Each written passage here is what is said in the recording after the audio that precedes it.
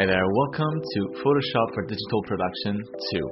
In this class, by now, you should be pretty familiar with all the basics of Photoshop. So how to create files, how to maneuver around the program, and how to use all the most basic features of Photoshop. So we've had a look at most of the tools that a photo editor would normally use. In this class, we're going to take a look at the tools that graphic designers would use, and then move on to the tools that most digital artists will use on a daily basis. The first chapter of this class is going to take a pretty deep look at all the different kind of vector-based tools in Photoshop. So we're going to look at shapes, path, layer styles, different text, and smart object options. And then in the second chapter, we're going to take a look at different ways to smudge, different ways to shade using the different brushes that are available to us, and also creating new brushes to help us achieve whatever we need to. We're going to take a look at how gradient maps work and different layer modes. So there's a lot here to unpack. Let's get started.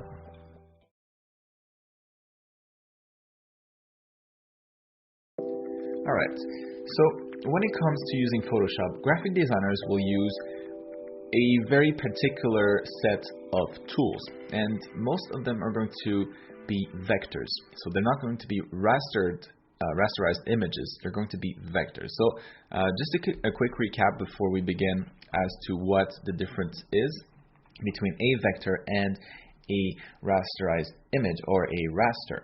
So raster image is going to be an image based on pixels. So it is going to be a set number of pixels for the image itself. A vector is going to be a mathematical path, or a series of mathematical paths, and will rely on math and not really on the pixels that the canvas is made out of. So to give you a quick idea of the benefits of using vectors, of course, there's many drawbacks, but there are some obvious benefits, especially when it comes to graphic design. And this is going to be its lossless ability. So let's say we take the shape tool right here, and we have an option here at the top. We have the little drop-down menu, so you can select shape, path, or pixels. When you select pixels, and we'll try to find something that has a bunch of details in it to see if we can maintain it. So maybe this right here. So let's say we have this thing right there. As we can see here, it just displays the layer as it would normally. It's just a regular layer with a set number of pixels in it.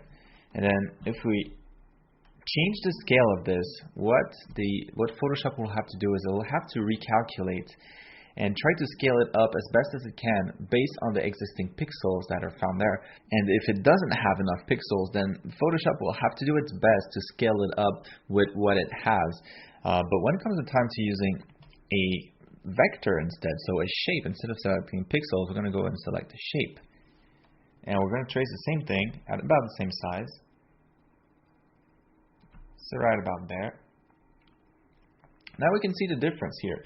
It's actually showing as a shape, and it has a little square here, significating that we can actually edit this thing further.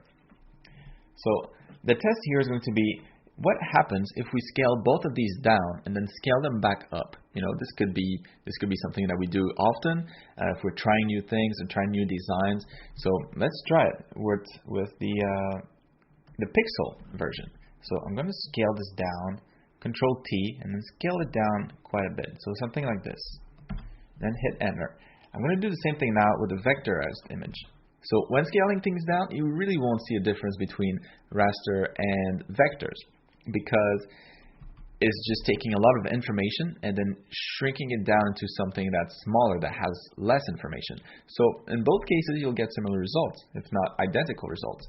Now, what happens when we go the other way around? So when we take a little bit of information, that is, in this case, the little amount of pixels that are left, and try to scale this up, and what happens when we take this shape here that is based on math and scale that up? So we're going to start with the pixel version. Control T, and we're going to bring this back to what it was before. And now, as you can see, everything is super blurry. It's blurry, we can kind of see the pixels. Photoshop tried its best, and it's not that bad, to be fair, but it really doesn't look that great. And now, just for the sake of it, we're going to try to do that again. So shrink it down again, hit enter. It's going to rasterize it again, and then back up. And now it's even more messed up, so even more blurry. So we're going to do the same thing now with this other image here. Scale it back up. And it is as crisp as it's ever been. So I could be doing this a million times with a vector. It would still give me the same result. And I could do this at any size, and it would still give me the same result. With a raster here, not so much. So this is the obvious benefit of using vectors when it comes to graphic design. If it's something that you're going to print on a really big surface, for example, you want something that doesn't lose quality as you increase it in size. So for this reason, we are going to ditch the pixels for this first chapter. Alright, and now before we actually get into the tools that we'll use, we need to set our Photoshop up a little bit better. So right now, if I look here at the different tabs that I have layers and channels. There's one more that I'll need to add, and it is going to go, so we're going to go window, and we're going to add path. So now we can see I actually have something in here already. So the path here is going to be the outside line, so the outline of this shape. So if I go to my pen tool here, we can see it's outlined in blue. As you can see here, all the blue lines, those are going to be all the path that make up this shape. So I will have, in this case, the lines only, which are going to be represented in the path tab, and I'll have the color that fills this shape in the regular layers tab. So that's one particular thing with vectors, is that you'll have the path in one tab and the actual color or the fill in the layers tab. And then what's great with this is that if you want to change the color, for example, all you can do is go with the fill here, and you can always change the color anytime you want. Alright, so now that we have the basics out of the way, I can delete that. And so the first tool that we are going to take a look at, it's going to be the most important one. It's going to be the one that designers use the majority of the time that they spend in Photoshop or Illustrator. It's a tool that is found in most applications similar to Photoshop. So you'll have the same tool in Adobe Illustrator, for example. And that tool is going to be the pen tool. So it's going to be this little thing here, and this is a monster of a tool. So if you click on the little drop down menu here, so you press an Alt, you'll see a bunch of different tools here, different variants, kind of like the pen tool family.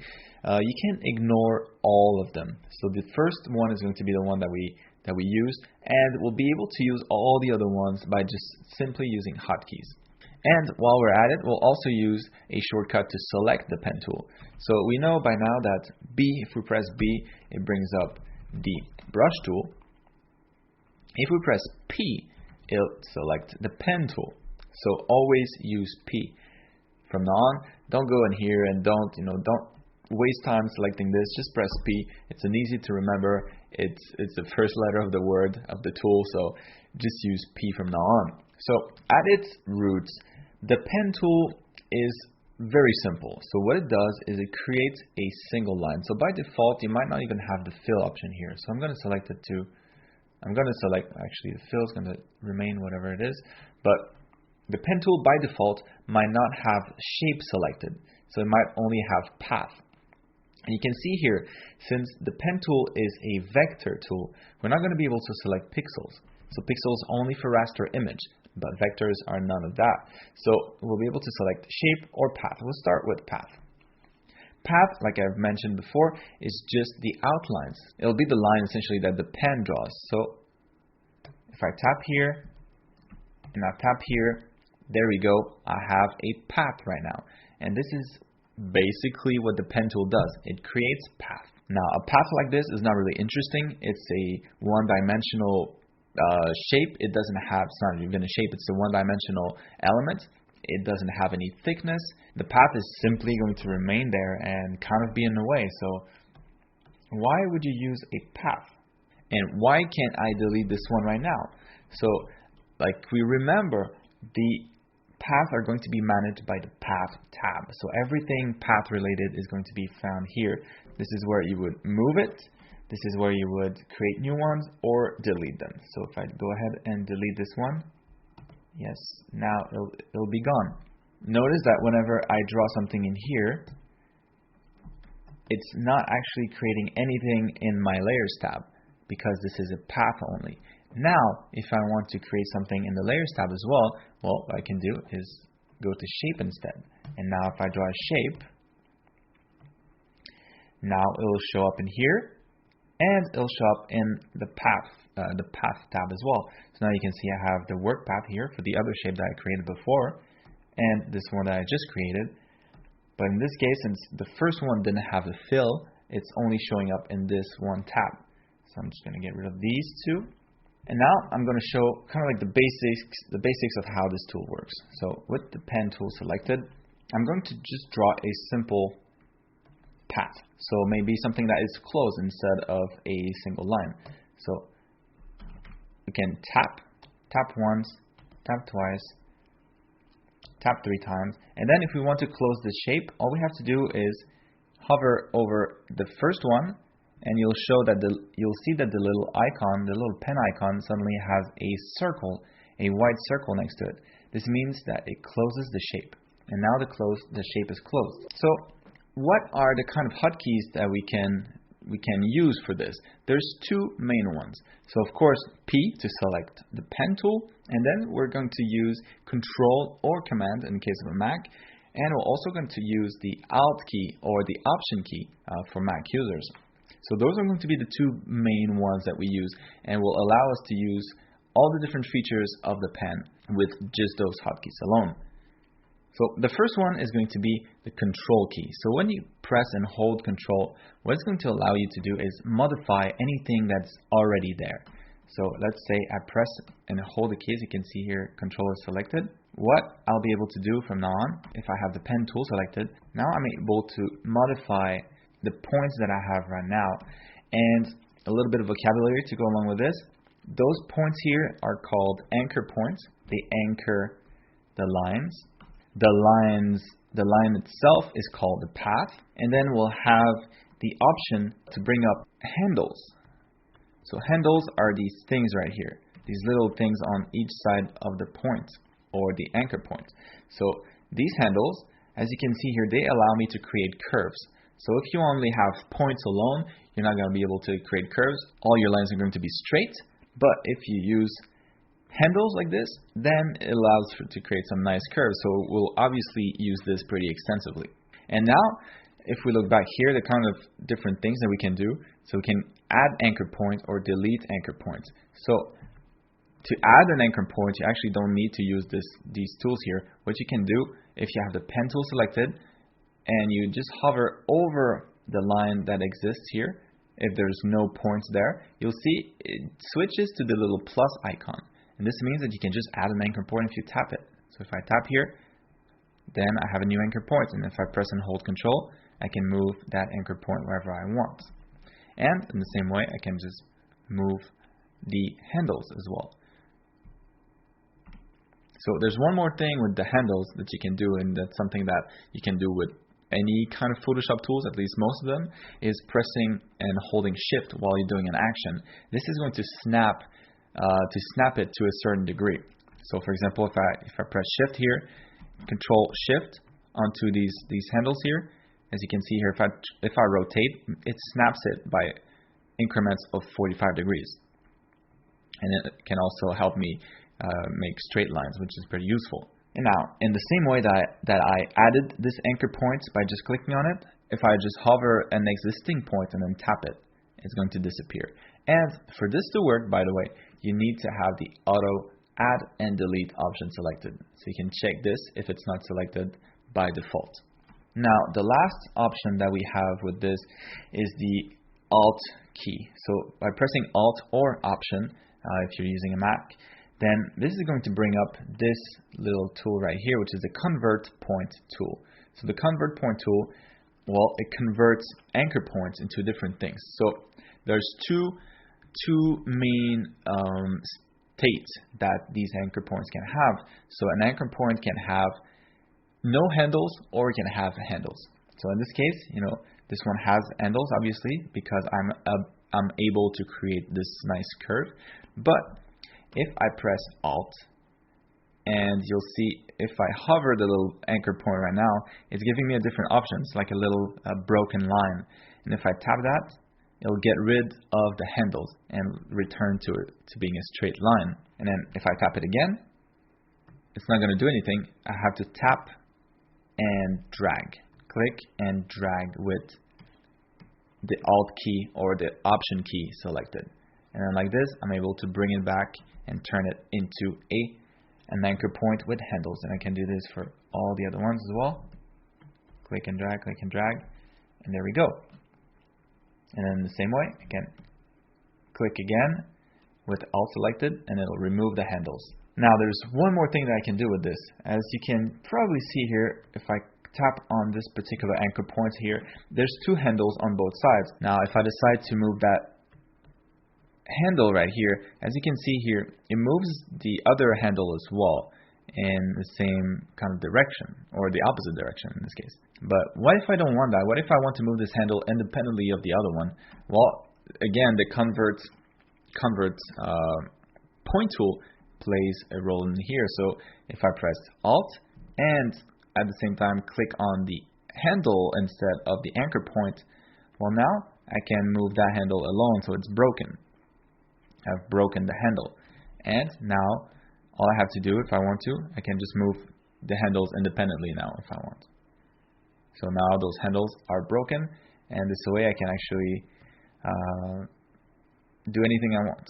Those features and those options, those tools, that's the fundamental of the pen tool. With this knowledge, you can do almost anything. So we're going to do a couple exercises here to see how this can be applied and how do you use this in real life. This first example here, what we'll want to do is create a circle using anchor points or using path. So I'm going to start here at the side. So I'm going to click and drag for the first one to make sure that I have anchor points. Next, click up here, click and drag. Next on the other side here, click and drag. And you can see here, as I drag, I can try to match the circle here that I'm trying to copy. Then click and drag here. And then click on the last one and close the circle. Now, if it's not perfect, well, we know that I can always go back and I can click Control, and now I have access to my handles, and I can just move this around, try to match it as best as I can.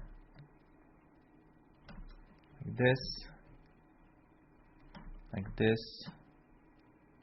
Alright, so that would be pretty good. If for some reason I didn't click and drag for one of them, so if I made a mistake and I have something like this, like a broken line, well, that just means that I need to convert this particular anchor point. This is an anchor point without any handles. So again, to bring back the handles, to convert that anchor point into one that has handles, well, all I have to do is hold Alt or the Option key and tap on it and drag. And then there we go. Now I would have my handles back. There we go. So now I would have a path. As you can see here, it's also shown on here. And this path would represent the circle that I was drawing it over. Now, let's say I made a mistake with this and I want actually to have color inside of this. I didn't want just the path, because the path on itself is kind of pointless. So what you can do is you can just right click on the shape, and it'll bring a menu with a number of things that you can do. And a lot of these things you'll probably be familiar with. So we can create vector mask. We can, of course, delete the path. That's pretty obvious what this does. We can make a selection out of this path. We can fill this path. And we can stroke the path. So stroke is going to be pretty cool. So we can select a brush, for example, and hit OK. And then what it'll do, it'll select the brush that I have selected right now, and it'll use it to go around and essentially draw draw this path as if I was drawing it, but it'll draw it for me without me having to do anything. So it's a really cool feature for a number of things that you can do. So if you want to create like a really like long and smooth curve, then you can definitely use this option. Now I'm going to undo that and see what else we can do with this. So if we right click, well, we can free transform the path. Obviously, you can transform that. We can also just hit Control T for this.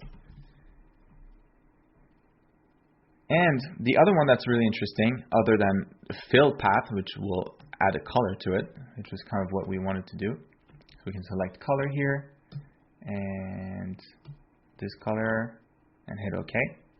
And then there we go. And now suddenly I'll have the information, the color information in my layers tab, as well as the path in the path tab. Now, however, even though this path is filled with color, it's not a shape. So it's still just a path with color inside. But the color, the layer itself, this is a raster. So I can't scale this up or down and maintain the pixel density that it currently has. It's just pixels. So if I wanted to be able to do what I did at the beginning of this class and be able to resize it and change the color easily, well, I would have to select a shape here when I create it instead of a path. And then lastly, the last one that's kind of important here is the make selection option. So this, if you have your path selected, you can make selection, and you have a number of options here. By default, it's normally good. And what it'll do is it'll select a path and make a selection for this. So again, if you have a really long, smooth curve that you want to select, instead of having to use either this tool right here, so either the lasso tool and making sure that you draw a really straight line, or instead of using this the one with the anchor points, which doesn't really create a soft curve, it creates a curve with like little facets that you can see. Instead, you could create a curve like this. So you could create a curve, a nice curve, something like this, then close it, and make that into a selection. And now you would have a nice, smooth selection based on a mathematical curve. All right, moving on. So I'm going to get rid of this, and we're going to move on to the next exercise. So we're almost done here. We've looked at most of the tools. But I just want to increase the difficulty a little bit. So now what happens if we want to trace a heart like this and do so using a path? So I'm not going to use the shape yet. The shape is exactly the same, except it's going to be a path with a fill color. That's the only difference. So right now I want to still see the red. So I'm just going to use the path. I'm just going to focus on the outline, because that's essentially what's the most important with this tool. So what I'm going to do, I'm going to press B if I don't have it selected yet, and I'm going to start tracing those lines. So the way I do it is I just kind of tap a couple, set a couple anchor points, and then I'll try to figure out how I can either add handles or tweak the handles that I have to be able to reproduce this shape. What's really important when drawing with the pen tool is to have as few anchor points as possible. You're a good designer if you don't use many anchor points. If you use too many, it just makes things really hard to edit, and it doesn't give nice curves. It'll just make your life much harder. So to be efficient with this, you have to use as few as possible. So I'm going to go ahead and start with one right here, another one here maybe, another one here. So I'm starting with the bare minimum, and we'll see if I can actually manage something with this. If not, then I can add some more, but always start with as few as possible. So now I have no handles on either of them, so because I didn't click and drag when creating anchor points. So I'll start from the bottom here. So I'm going to click Alt, press Alt, and tap the little anchor point here and drag. And I'm going to click again and break those handles on both sides. So I'll be able to play with the curve a little bit more and have a little bit more freedom, a little bit more control. So on on these sides here where I have a nice curve, I'll want to have the handles for both. So handle here, handle there. So I'm actually going to try to move this up a little bit, maybe right here, right here. And then for this one, again, I'm going to create handles and break them. So I just let go and click again. Let go, click Alt and break the handle. Alright, and now I'll see if I can just adjust my handles to see if I can possibly get this shape exactly how I want it.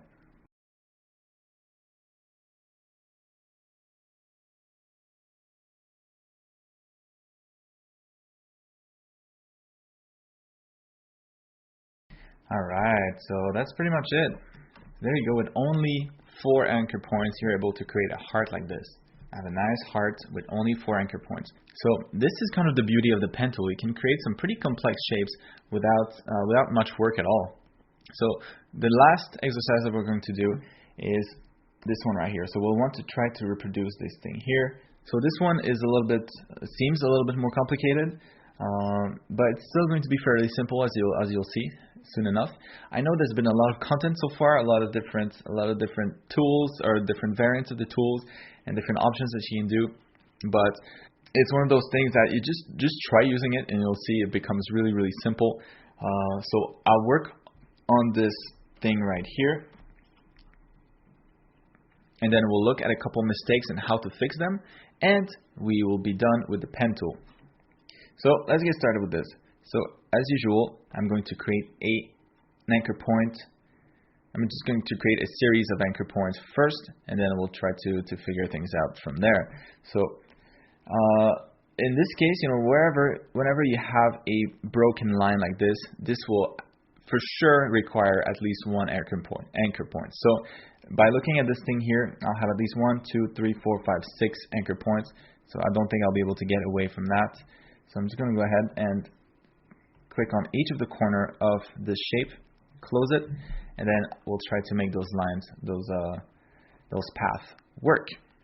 So in here, I am going to need a handle if I'm going to be able to create this curve right here.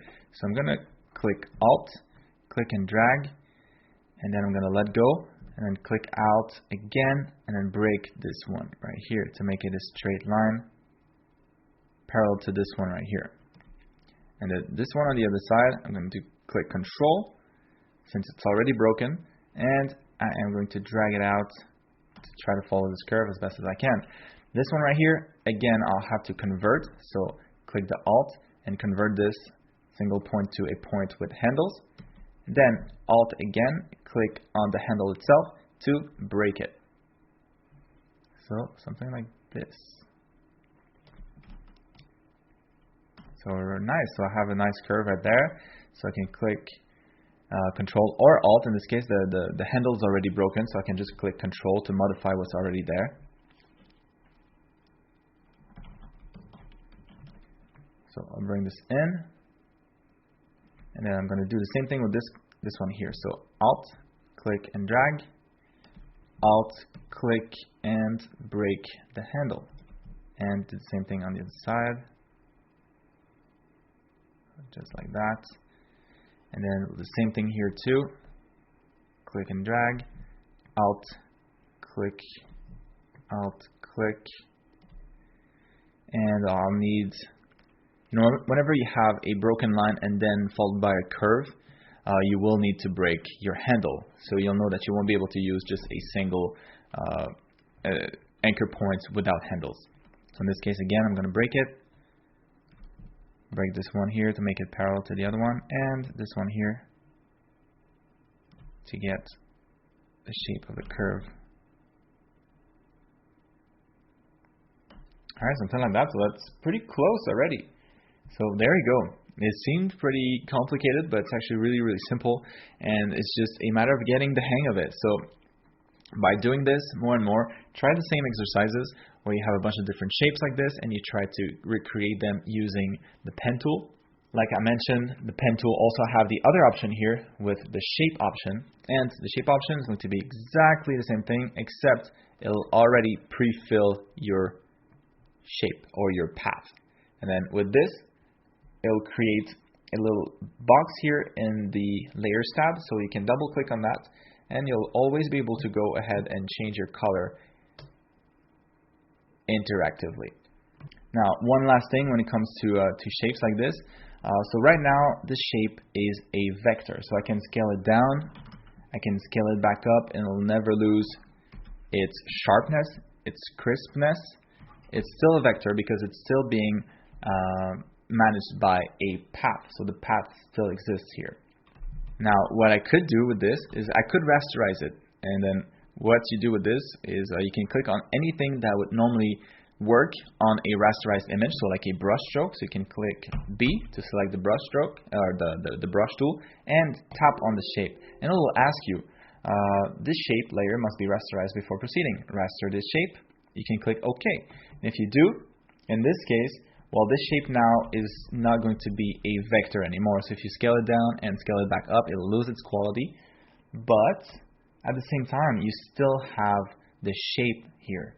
So the shape didn't go away. It's still there. So if you needed, for example, to create a new fill for this shape, well, you could. So if I wanted to, for example, I could just deform this thing here, deform the path that I have. And you'll see now what's really cool with this option is that now this shape here, which is based on pixels, and which is rasterized, is still being managed by the path, and not really, but the mask here is being managed by the path. So if I go and change the path, so you can click Control, bring the pen tool P, and then click Control to select the shape, and then move the anchor points. Well, I can move this thing here and then go back to my layer, and I'll still be able to paint on it, just like I'm able to paint on anything else. But I'll be bound to this shape right here. Alright, so that's it for the pen tool. Now we're going to move on to layer styles. So we are already on a layer right here. So this is going to be something that you'll definitely use quite a bit if you're a graphic designer and if you play around with shapes. So layer styles essentially are this thing right here. So if you click the FX thing, all these options are going to be layer styles. So let's click one and see what happens. So if you click any of them, it's going to bring up the layer style box, where you'll be able to tweak all the different settings and then even add some more layer styles or remove some. So you add some by clicking on the little checkbox right here. So we'll take a look at some of them. So bevel and emboss. This is a fun one. Essentially, it bevels your shape. So it makes it as if it's 3D, as if there's like a fake light source, and you can move the light source like this. You can also change how the highlights and the shadows are, what kind of blend mode they're using. So if you don't like screen, you could do overlay, for example. If you don't like multiply, you could do something else. And so you have a bunch of options here. The best way for you to get to know this is to try it and see what happens in real time. So all the options are very, very simple. It's pretty, self-explanatory. And those are probably not things that you'll use a whole lot, but they're there. Bevel and emboss, pretty cool. But the real ones that are going to be important are stroke. So stroke is as it sounds like. It creates a stroke around the shape or along the path, and you can create different size. So you can adjust the size to whatever you want. You can change the color to whatever you want, and you can also adjust the fill type. So let's say you want a gradient on the color. So you could have something like this. So maybe like the top of the line is a different color and the bottom is another one. So if we switch back to colors, now we'll just get back the flat color that we had. And then here again, you can have different blend modes, or you can have also the option to change different positions. So if it's outside of the shape, if it's inside of the shape, or if it's center. Next, we have something called inner shadow. This is going to create kind of a shadow on the inside of the shape, and you'll see it here a little bit better if I hide the stroke, or if I place the stroke on the outside. So inner shadow. I'm going to scale this up a little bit so it's a little bit more visible. But yeah, as you can see, it creates kind of like a nice shadow based on the shape that this is. So what's cool with this is I can hit OK, and now since it's a layer style, it's not applied to just this shape, it's applied to anything visible on this layer. So for example, if I go back to my path and change that to a different shape, well, the entire thing will retain those same properties. So whatever I drew on it as a raster, that's not going to change, but the layer style itself, as you can see here, the outline and the inside shadow, those are still going to remain regardless of the shape. So now I can go back and look at some more. So instead of inner shadow, I can also do inner glow, which, well, it does exactly what it sounds like. So we'll add a glow on the inside. I can change the type of the glow. So whenever there's an option to change a color or apply a color, you'll always have the blend mode here as well to be able to change how that color is being applied on it. Next, another one that's interesting is the color overlay. So it just applies a flat color on top of it. And of course, you have different options here. You have also gradient overlay, which will apply, well, a gradient. So in this case, I have a bunch of them, but you can create those yourself. You can apply patterns. You can apply an outer glow. So in this case, we're not going to see it much if it's an overlay mode, but if it's normal and I set it to like red, you see the shape would glow red on the outside. Or you can have a drop shadow.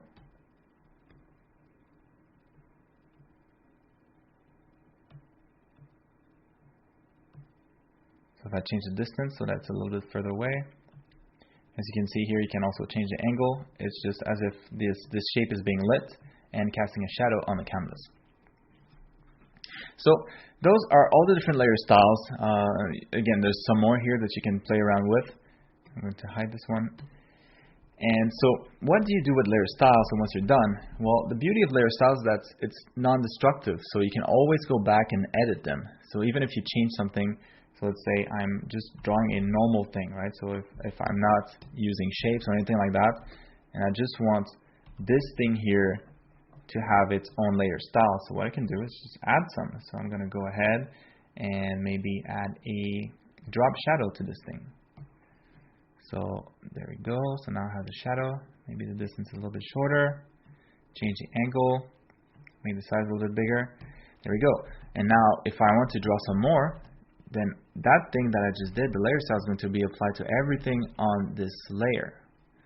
So you can create some really cool stuff, and this is actually really, really powerful if you're doing stuff for video games, or if you're doing anything for anything graphic design or anything like UI design. The possibilities are endless. And even better, well, once you have those layer styles here, you can just hide them if you don't want to see them. You can hide them, you can delete them if you don't want, or you can copy them on other layers. So let's say I have the drop shadow here that I like. What I can do is you can right click on here, and you can go and copy layer style, and click on the other layer and paste layer style, and then you'll find that the same layer style is applied. So for example, if you have an environment and you're working on a video game and you want to add snow, but you don't want to have to paint the whole snow, paint the highlights, paint the shadows and all this stuff because that would take too long. Well, what you can do instead, you can use layer styles. So we're going to do a very simple, let's do a white. So I'm going to do a small mountain like this, so a wall of snow. Then maybe another one right here. Alright, so let's say I have something like this and I don't want to draw the shadows for all of this stuff? Well, what I can do is I can pop a layer style. So I'm going to use a couple different ones and see what we can do with this. So we have a drop shadow now. I'm going to soften this a little bit, increase the distance, drop the opacity. So now I have kind of like a nice shadow for this thing. I'm going to change the angle of the light to be maybe something that's more top down. Next, I'm going to add an inner glow or inner shadow. Yeah, inner shadow is probably better. I'm going to drop the intensity, drop the size. So maybe something like that. And then another color, so maybe something more blue. Alright, there we go. So now what I can do with this is I could duplicate this, maybe erase what I have right here, and paint some more to give kind of like a layering effect. And you can see how pretty awesome this is. So with this, you could be creating a lot of stuff, and you know, whatever you're drawing already has shading on it. So it really makes things faster if you use this in a smart way. Alright, so now there's two more things that I want to cover when it comes to Photoshop for graphic design. And the first one is going to be text, and second one is going to be smart objects. So text, very simple, and you've probably used it yourself. But with text, you can do a lot of the things that we did. It's more like with text mixed with layer style, it suddenly becomes something that's very powerful. So you can create a lot of really, really cool stuff with this. So text on its own, kind of boring. So we can bring up the different options here. So you can select the different font. So let's say I select this one here. Hello. And then from there, you can change the size here. You can change the leading. You can change the lead. You can change a bunch of different things. So again, play around with these. Everything is well described. If you hover anything, it'll tell you what it does. And so text alone, like I said, not so interesting. There's a couple things that you can do with text though. So you can have different lines. So that's pretty obvious. But you can also make it so that it has kind of like an arc to it, or a bulge, or you can do different things with the text. But what I like to use when it comes to text or improving a text is layer styles again. So what we're going to do is we're going to try to create a cool title, something like this. So maybe it's going to be just hello will probably work. Maybe like another word, as if we're working on a title for a video game or something, like something that you could stamp on top of your box, or that you could use to market your game. So what we're going to do here is we're going to pop a couple of layer style and see what we can do with this. So you'll see that very quickly those layer styles can really transform kind of like a mundane, kind of boring text into something that looks pretty epic. So what we're going to do here is I'm going to start with a little bit of a stroke and maybe some bevel. So we're going to change the depth of this.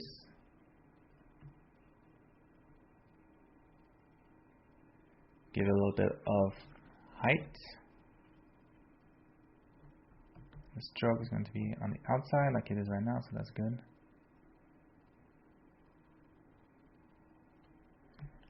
And with the stroke, what I'm going to do is I'm going to switch to a gradient.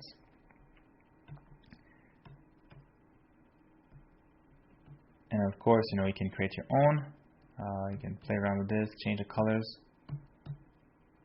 So maybe we'll create something like a metallic title, something like that. So this color here, this brown, is going to be a little bit darker.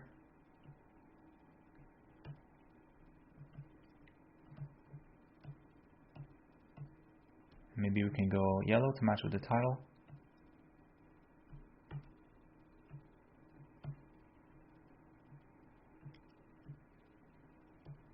add something like this. And already it's a little bit more interesting. And we can also add an overlay in the form of a gradient for the text as well.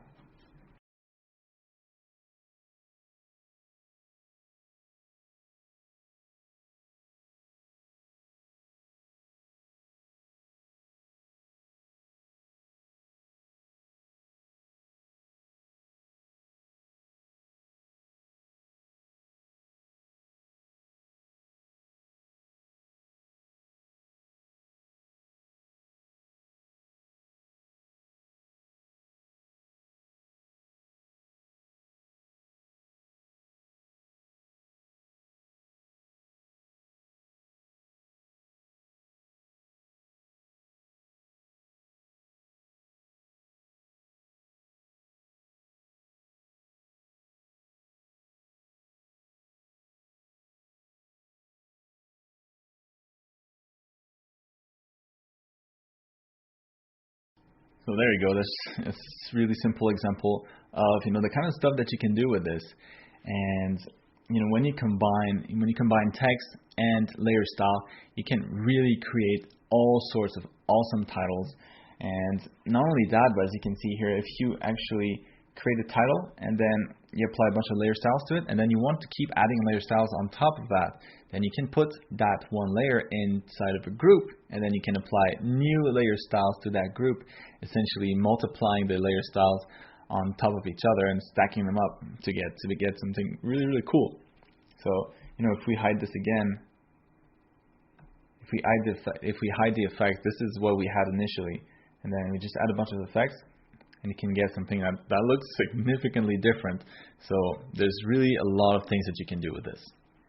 Now, the final feature that I want to explain, the final tool, is going to be smart objects. So smart objects, essentially what it is it's a file, a project inside of a project. So this doesn't make any sense. Well, let me show you. So in this case, I'm going to bring this up a little bit. So I have this title here that I just created. So what I'm going to do is I'm going to select this and group it into a single thing. So this one group here is going to be the title group. So I'm just going to rename it really quickly. And then what I'll do with this is I am going to convert to a smart object. So you can do that with anything. I'm going to convert this to a smart object. So now what it's done, it's considering that this entire layer here is also a project. So what I can do to enter the smart object, because right now, as you can see, all the options that I had are gone. So if I want to modify this, well, I can't really anymore. I can move it around and I can deform it, but I can't actually edit what's inside. So to do that, you just double click on this, and you'll see the smart object by having this little this particular icon. So if you double click on that, now I am seeing my smart object in its own file. So as you can see here, it's a completely different file, as if I had opened a new window or a new image. And now what I can do with this, and you'll see I have all my options here again, is whatever I do here is also going to be applied on the other one. So let's say I decide to add something to this rectangle, maybe something behind.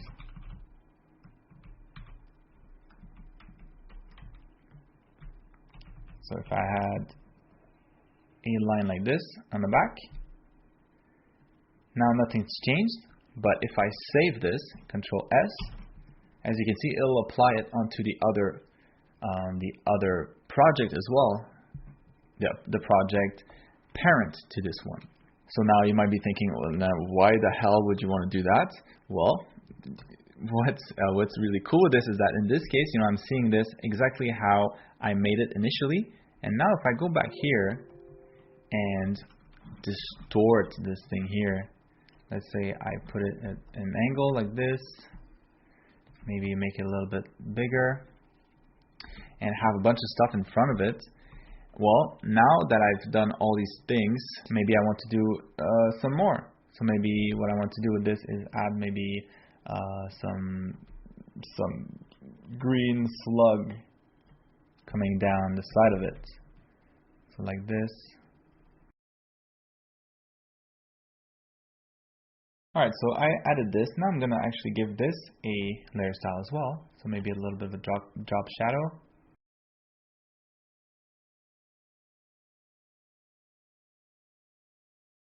Alright, so something like this. And give it a little bit of an inner shadow.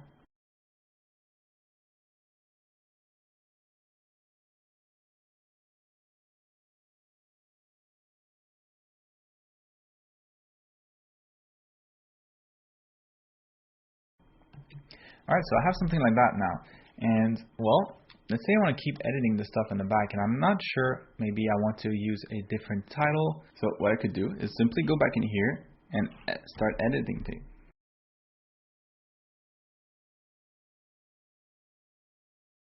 So with this, the beauty of smart objects is that everything is non-destructive. So let's say I have this here, and I like this, but I'm not sure about the sign, so maybe I want to change the sign a little bit. Well, you can always go back in your smart object and then decide to change things. So let's say I don't want the E anymore, and maybe I want the the back thing here to be a different color. So maybe a little bit more of a maybe more green, maybe something like this. And I want to try to see what that looks like. Well, what I can do is just hit save, and then magically it'll also be applied onto my main image. And so you can imagine, with more and more things on top being affected by different, this little sign right here, this little title being affected by a number of other things, it becomes a little bit hard to see what we had initially. But with a smart object, you can always go back and see it on its own without any of the edits that you made otherwise. And again, it's non-destructive, so we can always edit things. And just when you're ready, you save, and then you'll see the effect applied onto your main image. So smart objects are really, really, really powerful tool. And yes, you can actually have a smart object inside of a smart object inside of a smart object. So it never ends. This link can go as long as you want, I think. Yeah, it just allows for a world of possibilities. So this is going to be it for this first chapter on Photoshop for graphic design. So we've taken a look at a number of tools that graphic designers will use on a daily basis that are really important and also really powerful, yet very easy to get into. So it's one of those things that, easy to learn, hard to master. So we've taken a look at the pen tool, including shapes and path. We've taken a look at different layer styles, at the text options mixed with layer styles, and smart objects. So all of these can work together to create some pretty awesome things, and it's only a matter of your imagination as far as what you can create with this. And in many cases, without having to use your pen at all. So all of this can be done with a mouse pretty easily, and it doesn't require any kind of dexterity or anything like that. So that's going to be it for this chapter. Next chapter, we're going to take a look at all the different tools that digital artists would definitely want to know.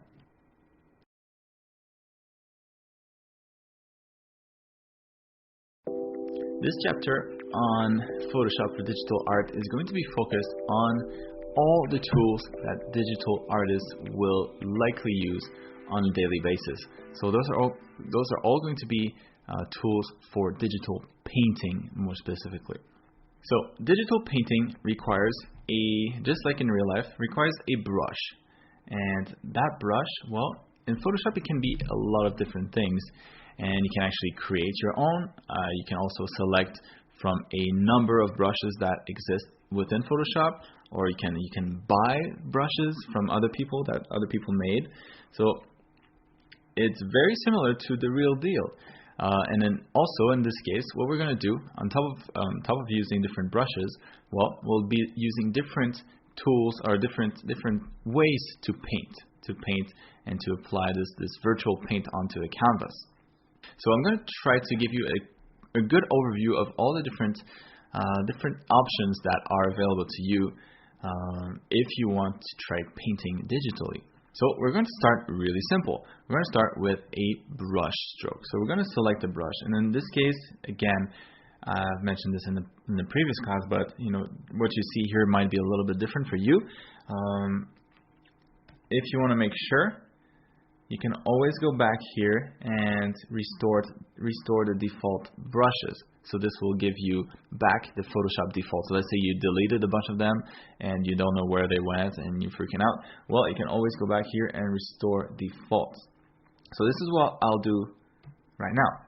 What it's giving me right here are all the brushes, the default Photoshop brushes. So what I can do is I can select a really basic one. So I'm going to go ahead and select this one right here.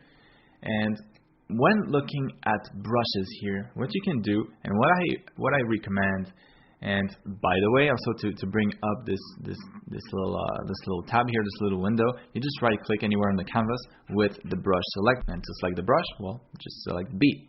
And then once you have this window here, if you don't see what I'm seeing right now, what you can do, and like I said, I highly recommend you do this, is select all these things here. So show the brush name, show the brush stroke, and the brush tip. And looking at the brush stroke right here, this will indicate you if there is pressure or not for this particular brush. So as you can see here, this one here is solid all the way. My pen pressure is not going to have any impact when using this brush, and I can demonstrate that. If I select a black color here, if I press very, very lightly, it's just going to be the same color regardless. So it has no pressure sensitivity. If I select this one here with the edges, the tips of the brush stroke kind of faded, then I'll be able to use the pressure from my pen to create a gradient and to apply more or less paint depending on how hard I press with my pen. Now all these different brushes here do something different. Some are going to be soft, some are going to be hard, some will have texture, like this. Some will try to mimic kind of like more traditional medium. Some will be very digital, like things like this. So your Photoshop brushes, like your real brushes, if you were a painter, they're very customized to you. So some of you might like certain things, others might like other things. So it's very important to have a custom brush set. So a set of brushes that you use most of the time that you know very well. So of course you can use the Photoshop defaults. They're really, really good. So there's a lot of things here that you can do. You can do an entire painting with only one type of brush. So you really don't need a whole set of brushes. This is something that a lot of beginners will do, a mistake that a lot of beginners will do, and it is to download all the brushes. Everything they can find is just download it. And then what happens is you open your brush tab here, and you can scroll for days, if you want to look at all the brushes. And this makes it really hard to understand what each of them do, and it makes it even almost impossible to customize a certain number of brushes just for you, something that you're really comfortable in using. So my personal brush set is this, and that's it. It might look like a lot right now, but if you paint a lot, there's just going to be a certain amount of things that you need quick. So for example, this one here, MB birds. Well, it is what it sounds like. It's birds. It just creates birds. So it's a really quick way to add birds to your painting, and you can do the same thing with a number of different elements. So let's say you want to add, let's see, clouds. So in this case, my background is not a great color for clouds, but I'm going to add black clouds. You can see here, you can have a brush for clouds, or you can have another brush for plants if you want to draw a bunch of plants. So something like this, something more organic. So again, you can create almost anything with Photoshop. The brush creator for Photoshop is really, really powerful, and we're definitely going to take a look at this a little bit later. But right now, I am going to focus on the things that are more basic, that you really need to do with your brushes before you can actually go in and customize them a little bit further. So before we get to that level, we actually need to get a handle of on what we have so far. So I would highly recommend that you go ahead and select one of the default brushes, so one like this, so the hard round pressure. This one is going to be a really good one to start. So just make sure that you select this one here, hard round pressure opacity. Don't include the flow part. That's not going to be necessary. And when painting with this, make sure that you have the same settings as what I have right here. So don't select any of these, and don't change the flow, and don't change the opacity. So leave that at 100%. So in the last class, we've taken a look at how opacity works, and we should be able to have a better control of our pen already. So now we're going to move on to something that's a little bit more tricky, or not tricky, but different options that you can do other than using a regular brush. So I'm going to use the brush for now just to draw something here, and then I'll introduce a new feature, a new tool that you might use quite a bit. And so we're going to go to the smudge tool right here. So the smudge tool doesn't work that well with the Photoshop default. So let's say I use like the same brush, a similar brush, and then I try smoothing this thing here. What it's going to do is just, it'll try to mix the colors together. But the brush that I'm using already, you can see it's moving a circle similar to my brush when I try to smudge things around. And it gets really laggy also. So what's best with this is to use custom brushes. So I have one here that I will include, and it's really good for smudging. So it is this one here, and it doesn't have a brush stroke. So it is the smudge tool. So the MB smudge brush. And this will create some really cool, some really nice soft mixing of the paint.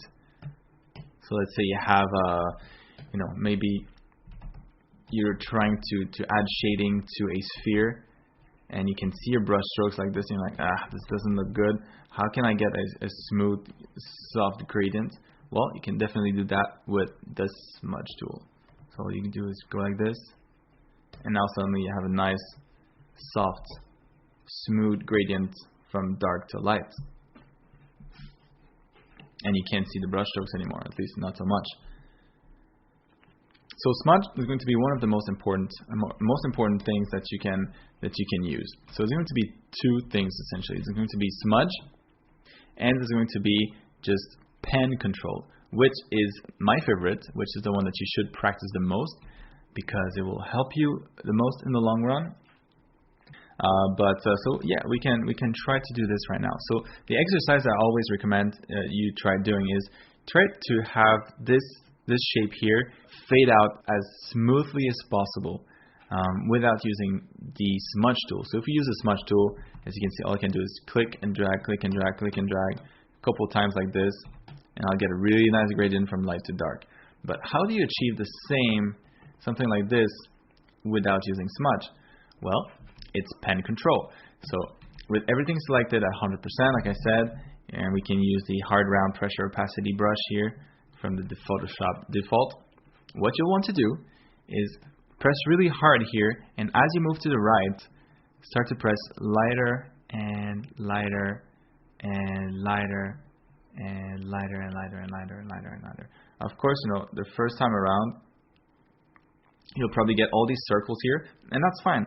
Then you just go back, and what you can do to smooth this thing out, because right now it doesn't look that great, it looks kind of messy, but what you can do is, remember, we started from the same color, so we started from this gray here. So instead of using that gray, now you can color pick, so press Alt or Option, and color pick a color that's not as dark as this one. So maybe this one right here, and then go over this region again. And then you can do that over and over again. So maybe even select the new color in between, and then brush, brush, brush. And then a new color in between again, and brush, brush, brush. New color in between, brush, brush, brush, brush. So by always selecting a color that's slightly lighter, or a color that's kind of like the halfway between the two colors that you're trying to blend together, you can create some really nice smooth gradients this way. And sometimes, this, even seeing the brush strokes like this might be more desirable to seeing something like this. So even though you can see the brush strokes here, it's smooth enough, but it also looks a little bit painterly, which is a nice quality to have in some cases. So this is how I create my gradients. You don't just take a really dark color or a color and then try to create a gradient in one shot, because it's going to be hard, especially if you're not used to your brushes, or if you're using a brush that's a little bit harder to use. Like this one, the Photoshop default is not that great for that particular exercise. But you can get around this by doing exactly what I just mentioned. So you go first from dark to light as best as you can, even if it doesn't look that great. And then from there, what you want to do is you want to break that harsh separation here between dark and gray. And so you can select the gray, paint lightly on it. Oh, and then look at that. It gives us a new color in between. So we can use that new color, now color pick that, and then blend the edges again on both sides. Oh, you can do that again. Oh, again. And then the more and the more you do this, the more you'll get a nice gradients just like that. So smudge or color pick and paint, color pick and paint, color pick and paint. Two main options when it comes to time to shade. Of course, there's a third one, but it's kind of the same one as this one here. So you can take, instead of a hard brush or a brush with hard edges like this one, you can go and select maybe this one here, soft round pressure opacity. So in this case, the brush itself is going to be it's going to have a softer edge to it. So that gradient here is going to be a little bit easier to recreate. So we can just press lighter and lighter and lighter and lighter as you go. As you can see, it's going to be a lot faster to get something closer to what we did initially with the smudge tool, the smudge brush. So yeah, sometimes this might be more desirable if you want something that's a little bit cleaner, a little bit more even. Some other times you'll want the texture that the brush provides you. So this is definitely the way to do this. So now that we know how to create a nice smooth transition from one color to another, in this case from black to white or dark gray to white, we're going to do it once more, but with two colors. So let's say we have a color right here. Let's say we'll have this blue color, and we want to create a gradient to this red or dark orange color. So we're going to do the same thing. So we start this way, and we start heavy, pressing hard on it, and then as we move towards the right, we're going to press lighter and lighter and lighter and lighter and lighter until we reach the other side with almost no color. And then we're going to do the same thing on the other side. So press hard, hard, and then lighter and lighter and lighter as you get towards to the left. And also we have a gradient that's not so bad right now, but then we can do exactly the same thing. So we pick a color that's in between and brush again. Pick a color that's in between and a couple more brush strokes. Pick a color that's in between, brush stroke, in between, paint, color pick, paint, color pick, paint, color pick, paint. And there we go. Just like that, we can get some really nice and quick gradients. So this thing right here, this is going to be what you use all the time when painting. This is something that you really need to be able to do. So practice this a lot. If you can't do it, as cleanly as this, or at least something close to that. Because right now we're going to move on to shading. So shading in Photoshop is very similar to what we just did, except it's going to be on an actual real shape. So let's take some random shapes. So we know that those shapes here exist, so we're going to go ahead and select the ellipse tool. And we're just going to draw a black or dark gray circle.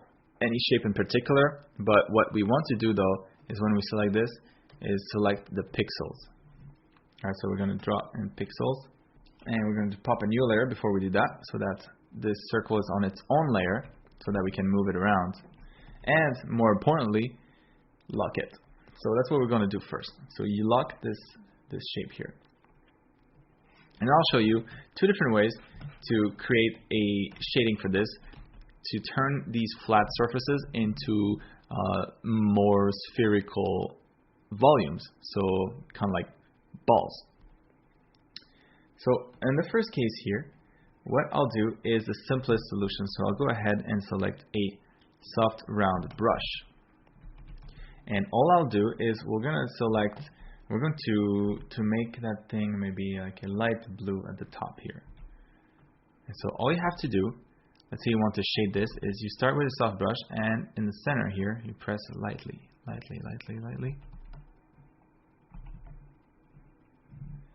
And then we have a nice sphere.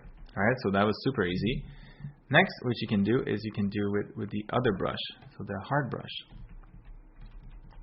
And we're going to start in a similar way. So we start from the center here, and we're going to paint. We start from the center here, and we're going to go around in circle, pressing as lightly as we can. And then as we get closer to the top here, we can start pressing a little bit harder, and harder, and harder, and harder until we get our brightest color for this. So as you can see now, you can definitely notice all the brush strokes, so it doesn't look that great, especially if that's not kind of like the style that you wanted. But we know how to blend now, so what we can do is we can just select the halfway color. So select the colors in between that were created and use those to paint. Use the new blues that we created. So again, color pick, paint. Color pick, paint. Color pick, paint. And when I'm painting, I'm pressing very, very, very lightly to make those brush strokes disappear as much as possible. And what we'll be left with is a really nice surface with a little bit of texture. So it looks more like just like a textured sphere. So it has a really nice look to it. It doesn't look as perfect. So especially if you're not drawing something that's robotic, or something that's if you want your things to not look as digital, this is the way to do it. All right, and then from there, if you wanted something smooth or if you want portions of that to be smooth, well, now that you can use the smudge tool, and the smudge tool will be great to soften all these things here. So you can just click and smooth. Click and smudge, and there we go. We have something that's almost identical. So this is the basics for shading in Photoshop. This is what you'll do in almost all scenarios. And of course, the more complicated the things that you're shading, the harder this will become. But this is the basics, the base for it all. So now we're going to move on to custom brushes. So custom brushes are brushes that you customize for yourself. So let's say you need something and you don't want to have to, let's say, like the example that I showed. Let's say you want to be drawing birds every time. So you're working on environments and things like that, and you want to add birds, or let's say you want to add dust, or maybe you want to add like blood spatter, or trees, or you want to add a fence, and you don't want to have to draw every single pole. Well, you can use a brush for that, a custom brush. So Photoshop's brush creator is awesome. It's very powerful also. So what we are going to do now is I'm going to show you how to create a really, really simple custom brush. So first things first, how do you create a custom brush? So the first thing we want to do is to have a canvas that's a good size for a brush. So what I found is a good size is about 1,000 pixel by 1,000 pixel. So what we're going to do here is we are going to create a new file that's going to be 1,000 pixels by 1,000 pixel. Hit OK. So now here we have the new project. What we're going to do now is something super simple. So To create brushes, it's best to use black and white, where the black is going to be what the brush represents and the white is going to be the transparency. So we're going to select a black color right here, and I am going to draw a line, so, or maybe 3 lines. So like this, like this, like that. That's going to be my brush. So once you have this, once you've drawn something, what you want to do to turn this into a brush is you go to Edit, and then you'll go all the way down to Define Brush Preset. So you want to click that. Now it'll tell you, and it'll actually show you a screenshot or a thumbnail of your new brush, and it'll ask you to name it. So I'll name it MB3. Click OK, and just like that, now you have a new custom brush. How easy was that? Now this brush kind of sucks.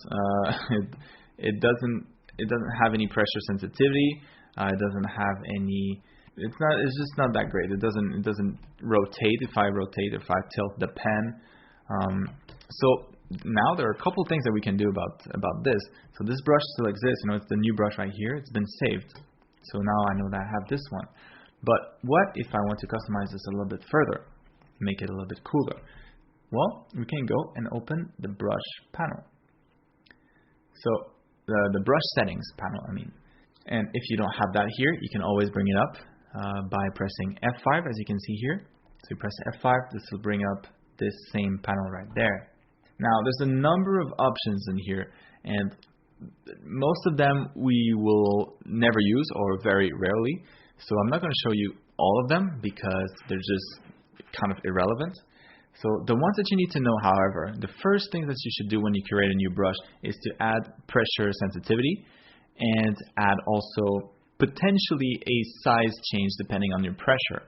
So if you press it lightly, you will have smaller brush stroke, and the harder that you press, the bigger your brush stroke will get. So those are the two ones I really like to do initially. So what we're going to do here is we're going to go in Shape Dynamics and make sure that this is checked.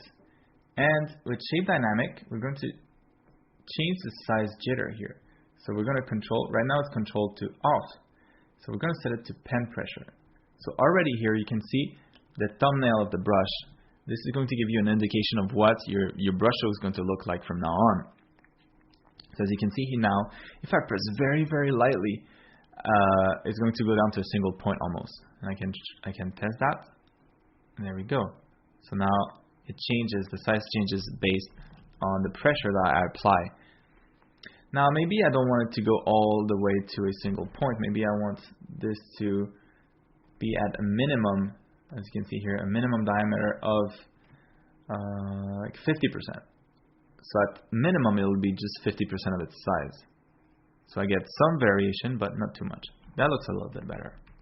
Now from this one here, you can also adjust the angle of the brush. So right now I have kind of a direction like this, you know. It's kind of nice that I'm able to draw 3 strokes from this angle. But if I try to draw a horizontal brush stroke, well, I lose all of that. So what I can do now is I can set it to direction. And this way the brush kind of follows the direction and rotates as I'm rotating. Now obviously the direction now is wrong because it's using it sideways. So what I want to do is go to brush tip shape, and I can change this. So for the spacing here, what I recommend is anywhere between 15% and 5%. Anything lower than that is going to be just too demanding for your computer. And what it does basically is the percentage, the space between each of the shape that it's repeating. So at 5, you get a really, really smooth curve. At 1%, it's super smooth, but there won't be much of a difference between 1% and 5%, except that it's going to drain a lot of power. So it's going to drain a lot of resources to be able to draw all those shapes really, really quickly. So 5% all the way to 15. 15 is pretty good. It's a little bit far apart, but it works really well and it's really fast. So what we want to do to fix this rotation problem, well, we can try to rotate the brush a little bit. So what if you do this? Now suddenly it'll work. So I just rotated the initial angle for the brush, and now it actually works out a lot better. So now it's using the direction and drawing those 3 stripes regardless of the angle that I use. So that's a lot better. But as we can see here, we still don't have any opacity change. So that's definitely something that I want. And for that, we are going to go to transfer here, the transfer option. So by just selecting that, as you can see here now, it enables the opacity change based on the pen pressure. So now if I don't press too hard, I don't get a big line, or I don't like a thick line, I don't get an opaque line. And the harder I press, the more opaque it becomes. So that's a lot cooler already. And those would be kind of the main options that I use. So with this, you can create a lot of different really cool brushes. With this, you could create my favorite brush, the square brush, and it's as simple as this. So there really is not much to it. It's just, once you know how to create a simple basic brush like this, now what can you do? What else can you do? So there's a lot of different options that you have. So of course, all this stuff, there's some here that really don't make much of a difference. So noise, wet edge, build up, smoothing, protect textures, those last 5 here, pretty useless. So you'll likely never use any of these anyways. You'll lose all the ones, you'll use all the ones above that. So the brush pose one, also kind of useless. Transfer, we just took a look at it, so very interesting. The color dynamics, also you can also have it so that it changes the colors that you're using a little bit. So you can have it, right now it's at 2%, so let's try that. So as you can see here, when I'm in the dark, it's not pure black. As you can see here, it changes the color a little bit. So if you want to paint like grass or leaves or things like that, this might be a really cool setting to use, because it doesn't create just a black stroke. It'll vary the color or the opacity or anything that you set here. Next, you have dual brush. This is where it becomes really funky. So it essentially mixes 2 brushes together. So we can try different things here. And again, you'll see kind of the thumbnail down here, so you'll be able to tell what it's going to do. This is where you get some really interesting results. As you can see here. Whoa.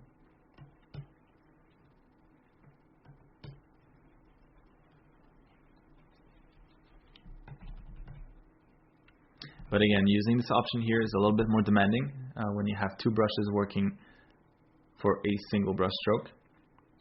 But with this, dual brush you can really get some interesting things here. So highly recommend you test this out. It's a little bit random, so it's hard to predict. But once you get the hang of it, you can create some pretty magical things. Now this one, the texture, well, it's exactly what it sounds like. So you select that, and then you can load up a texture right here, or import one if you don't see one that you like in here. And well, the result can be something like this. So as you can see here, I'm essentially painting a texture, and as I'm painting it, it's revealing the texture. So you can get some really cool results depending on the kind of texture that you have. I have other ones here that have a texture of a kind of like a canvas. Oh, not this one. Like this. So this kind of texture, also really cool. So yeah, with texture you can definitely do a lot of things, and it gets really interesting when you start adding textures to the mix. And then the last one that's worth mentioning is the scattering. So scattering, the more you have it, as you can see here, if you look at the thumbnail, it'll scatter the brush prints essentially when you draw a straight line. So instead of having it all be on the same line, it'll scatter. So let's say you're drawing, you want to add a bunch of sand to something, or like dust particles.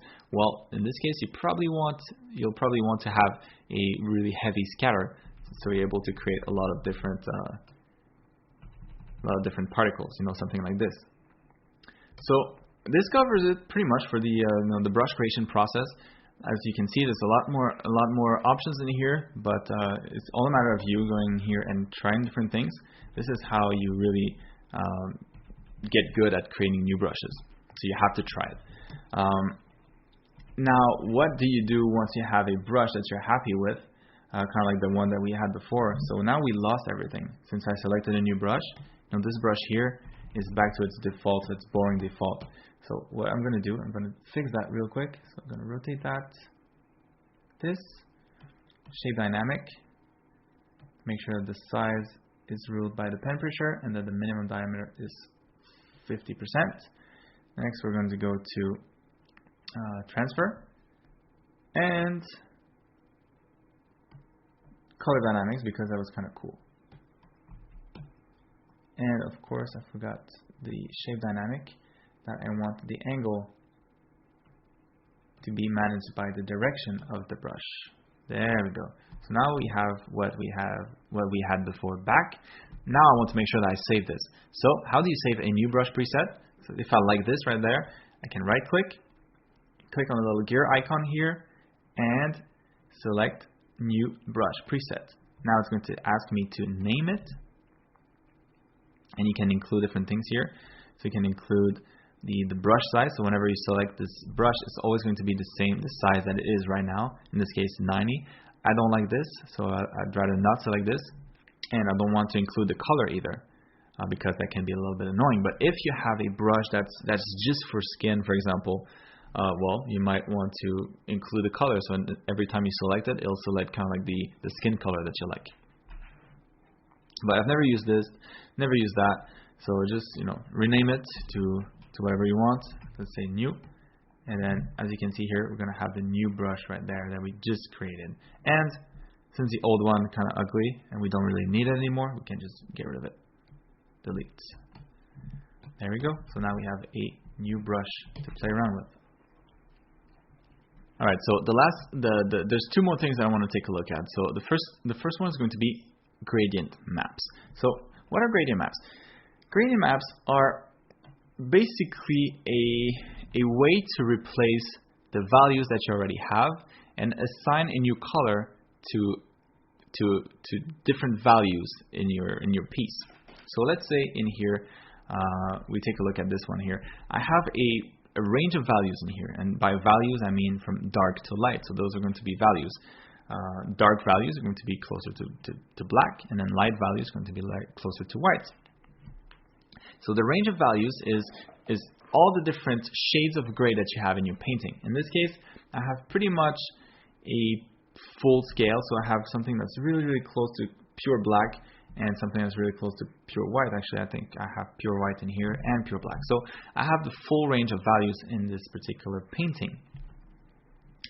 So what is a gradient map and how do you use it? So if I know that a gradient map is something that's going to replace all the colors in here, all the values, and replace them with another color, well, let's try to see what we can find here. So to apply a new gradient map, what you have to do is you have to click on the little ball here. So click on that and then create a gradient map. So we're going to click on that. So now it doesn't look too good. And if you do that, you'll probably have different results depending on what you have selected or the kind of gradients that you have saved. So to fix that, well, what you can do is you can double click on that if you don't have it selected yet, or just don't double click, but just click once, and it'll show you here in the properties the gradient map that is currently being applied. So what you can do is you click on that, and it'll bring up the gradient editor. So in here, you should have a number of gradients to select from. Those are mine. I think you'll have different ones. You'll have the Photoshop default. Doesn't really matter. So you can click on any of them and see what it does.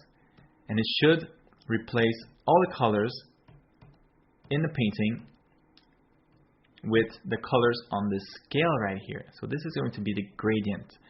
And what's going to happen is that it's going to assign any of these colors found on this scale here to the associated value in the painting. So in this case here, all the way to the right, this is going to be the white color. So the white color in my painting right now is going to be changed to this particular color.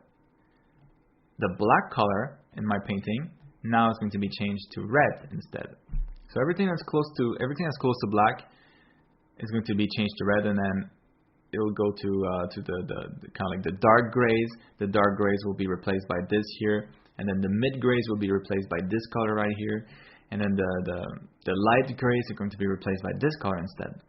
So again, it's assigning the value a color. So it doesn't really matter what what color you had in here. So I'll do the example. So let's say I have half of this that is going to be already black and white. So I'm going to go ahead and click Control U and reduce the saturation to nothing. And now what I'm going to do is create a gradient. So you can add a gradient map this way, and it's going to create a gradient that affects everything underneath. Or you can also go in here and Adjustment and click Gradient Map. And in this case, it'll just do it on the filter on the layer that's active. So what you can do here is click on that. So now we're going to play with the gradients. And as you can see here, my image was split in half, but there's still, the gradient is still being applied the same way, or at least very similar way, because it's interpreting the grayscale in a slightly different way. But as you can see here, the black and white version or the colored version, still the gradient is being applied in a very, very similar way. So it really doesn't matter. The colors that you have in your scene or in your painting don't matter. What matters is the values that you have. So what's really cool with gradient maps is that, let's say, right now it doesn't really make much sense because I'm starting from a painting that has colors and I'm applying a gradient map on top of it. So the gradient map is just going to make everything kind of the same color. Not the same color, but everything in the image is going to use the same gradient. So that doesn't work that well. But if I start with a painting in black and white and then want to add color, then using gradient maps is an awesome idea. So let's say, for example, that this entire painting here had no color from the beginning. So it was like that. And I want to add colors, but I don't want to have to paint in the color and play with different layer types and layer, bunch of layer modes and blend modes. So instead, I just want to get a quick feel for what this would look like with color. So what I can do is use gradient maps. Gradient maps are perfect for that. So let's say I just select this skin. So I'm going to select the skin really, really quickly. For the sake of this example, I'm not going to spend too much time on my selections. But something like this, just making sure that I get most of the face in. What I'm going to do is I'm going to apply a gradient and try to get a quick skin color slapped onto this painting. So in here, what I can do is apply a gradient map to this selection. So with the selection made, all I can do is click on here and click on gradient map. So right now, not that interesting, it's all white.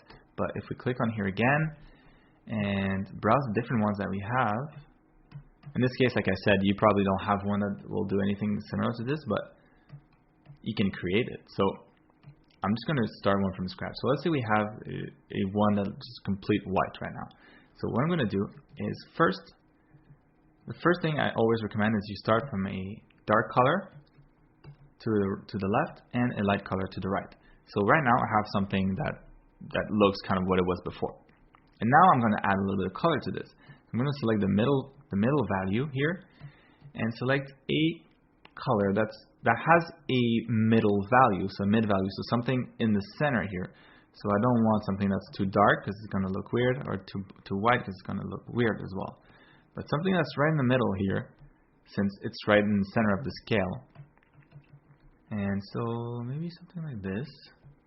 Alright, so already it's starting to have a little bit of color. It still looks kind of plasticky and kind of dead because we're using pure black and pure white. So we're going to try to change that. So instead of pure black, I'm going to go and select a color that's a little bit lighter and more saturated. So something more like a red instead, dark red. And we're going to do the same thing for the light here. I'm going to select something that's a little bit darker and maybe a little bit more blue. Something like that. Alright, and then, so what Photoshop does with this is that by me selecting 3 colors and no more, well, it's going to do its own thing to fill in the gaps. And what happens when Photoshop does that, it's never that great. So it'll kind of like muddy the color, and as you can see here, the green is not that interesting. So the best to do when you're working with gradients is to at least try to have 4 or 5 colors that you picked yourself. So in this case, what I'm going to do is I'm going to select 2 more right in between each of these. So of course now this doesn't look that great, but I'm going to go select a darker color, maybe something like this. So that looks pretty good. And then this mid gray or this light gray, again, I'm going to try to select it and make sure that's saturated enough. It doesn't look dead. And with this, it's a lot of trial and error. So you're just, trying different colors, seeing what works well, making sure that you get a nice gradient from light to dark. So that's starting to look pretty good. So now I'm realizing that my light color doesn't work quite well. The highlight's too sharp. All right, so there we go. And now I can, if I really like this, by the way, I can just save it. So you can go ahead and click New. And then as you can see here, it added it to my presets. And just like that, I can click OK. And now I have a color assigned to these values here. And then you can do the same thing for the rest of the painting. And this is the beauty of gradients. It really allows you to quickly get in colors in your painting without much effort. Now this is not the end for this. We definitely want to add some things after this, but as a first step, as a kind of like first go to color step, it really does an awesome job. And now the last thing that I wanted to talk about is layer modes. So layer modes will also be used to color. It's going to be used for a number of things, but to color different part of your drawings, especially if you're starting from black and white, layer modes are going to be really good at that. Not as good as gradient maps, but still pretty good. And they also have a number of other uses. So what is a layer mode? Layer mode is if you create a new layer right here, it's going to be this right here.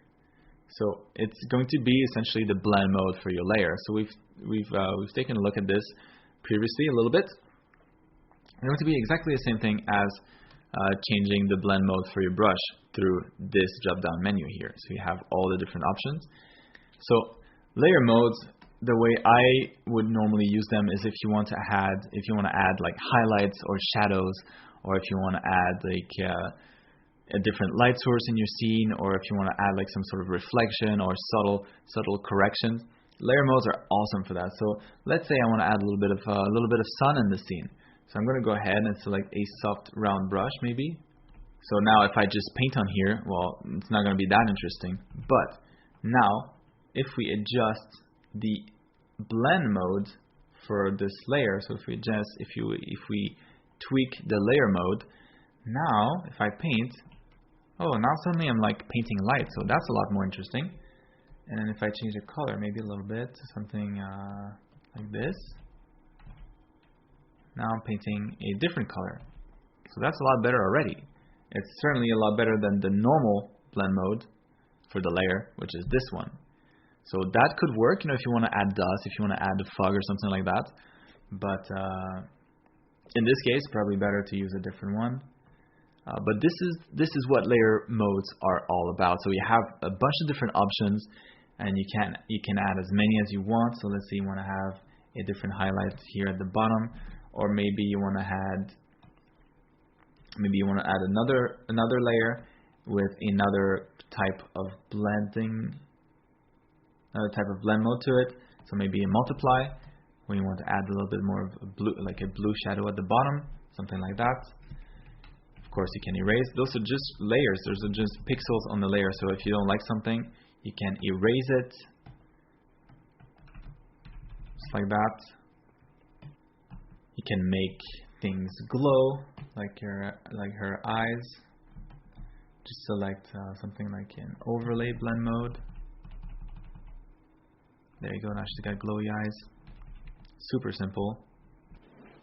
Another cool trick that you can do with this is, let's say you want to add some shadows to her face. Let's say like she's being blocked by, I don't know, like somebody's in front of her and casting shadow on her. So you can go ahead and select maybe like a blue color and a multiply blend mode for that layer.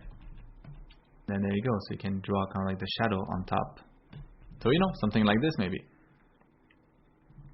And you can erase a little bit if it's too much. So there you go. A super easy way to add shadow. It's just a layer with a layer mode, a blend mode. Alright, so as far as the tools that you should know and that you should be able to use, those are it really. So there's not going to be much more than you'll ever use.